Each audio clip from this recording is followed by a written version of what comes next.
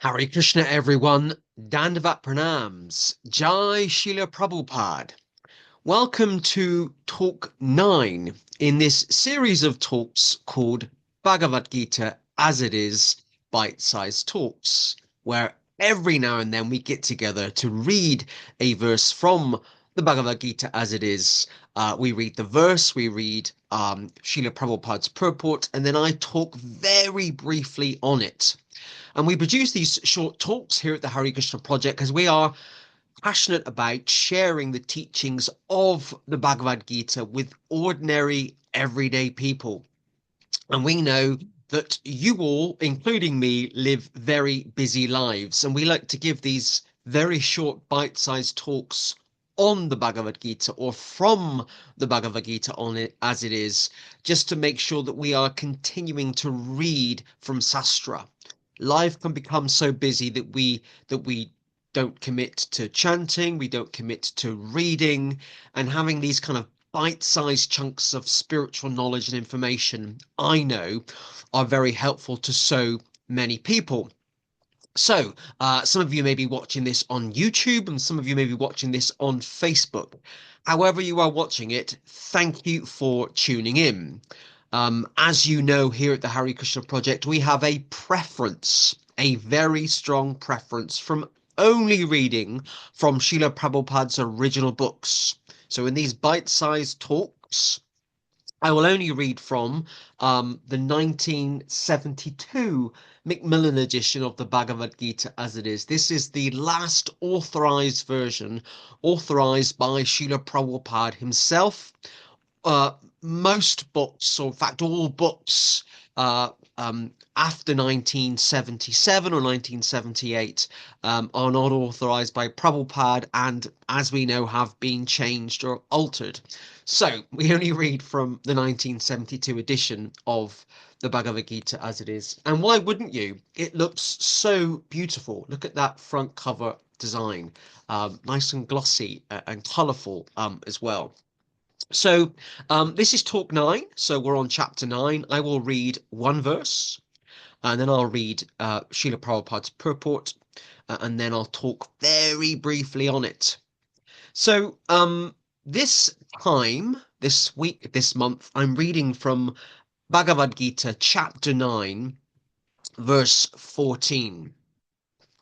And here's what it says. This is Krishna, by the way. Krishna, God himself. Krishna talking, still talking, having a wonderful conversation with his disciple and friend Arjuna. This is what Lord Krishna says. Always chanting my glories, endeavoring with great determination, bowing down before me, these great souls perpetually worship me with devotion. And this is the purport or commentary on that verse provided by A.C. Bhaktivedanta Swami Prabhupada. The Mahatma cannot be manufactured by rubber stamping an ordinary man. His symptoms are described here. A Mahatma is always engaged in chanting the glories of the Supreme Lord Krishna, the personality of Godhead. He has no other business. He is always engaged in the glorification of the Lord. In other words, he is not an impersonalist. When the question of glorification is there, one has to glorify the Supreme Lord, praising his holy name, his eternal form, his transcendental qualities, and his uncommon pastimes. One has to glorify all of these things. Therefore, a Mahatma is attached to the Supreme Personality of Godhead. One who is attached to the impersonal feature of the Supreme Lord, the Brahmajyoti, is not described as Mahatma in the Bhagavad Gita. He is described in a different way in the next verse. The Mahatma is always engaged in different activities of devotional service as described in the Srimad Bhagavatam, hearing and chanting about Vishnu, not a demigod or human being.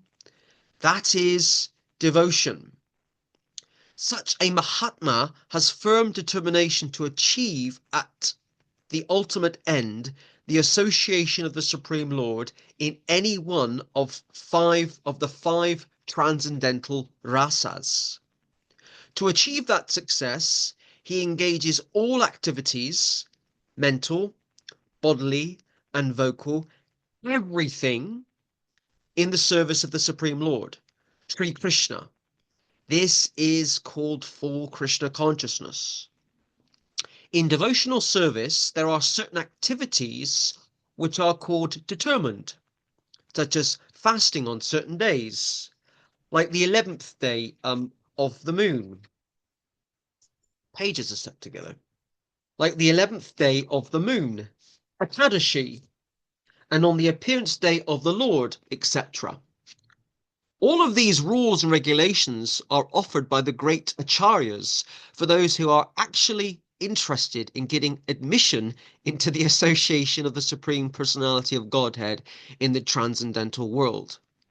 The Mahatmas, great souls, strictly observe all these rules and regulations, and therefore they are sure to achieve the desired result. As described in the second verse of this chapter, this devotional service is not only easy, but it can be performed in a happy mood. One does not need to undergo any severe penance and austerity. He can live this life in devotional service, guided by an expert spiritual master, and in any position, either as a householder or a sannyasi or a brahmachari, or in any position and anywhere in the world, he can perform this devotional service to the Supreme Personality of Godhead and thus become actually Mahatma, a great soul. One of the things I love about this verse is that it reminds us of what the essence of all Vedic literature is. The essence of all Vedic literature is Krishna saying to us all, reminding us all, always think of me. That is the essence of Bhakti Yoga. That is the essence of Krishna consciousness. To always think of God or Krishna, the Supreme Personality of Godhead. The verse says, always chanting my glories, endeavoring with great determination. Krishna consciousness also isn't always about getting it right.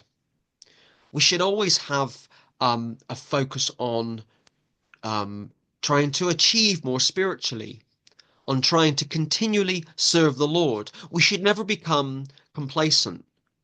Always think of Krishna, the Supreme Personality of Godhead, in a spirit of love and determination. That is the essence of Bhakti Yoga, isn't it? Always think of Krishna. Somebody once described to me how they perceived or how they saw Bhakti Yoga in terms of how it's different from other kind of spiritual traditions or other forms of yoga.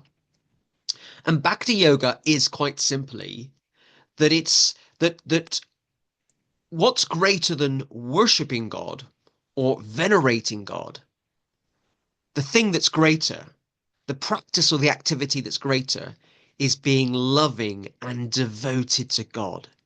It's much more of a personal, intimate thing. What's greater than worshipping God or venerating God? It's to be loving and devotional to God. Actually, you could say that this is the essence of most genuine spiritual traditions, of most genuine religious traditions. We are taught in most religious traditions about the importance of putting God first, the importance of always remembering God. Some of you might be familiar with the New Testament when the Pharisees were challenging Jesus, and they were trying to challenge him and trick him in terms of how much of the Torah or the Jewish laws and rules did he know. And they asked him, what's the greatest commandment?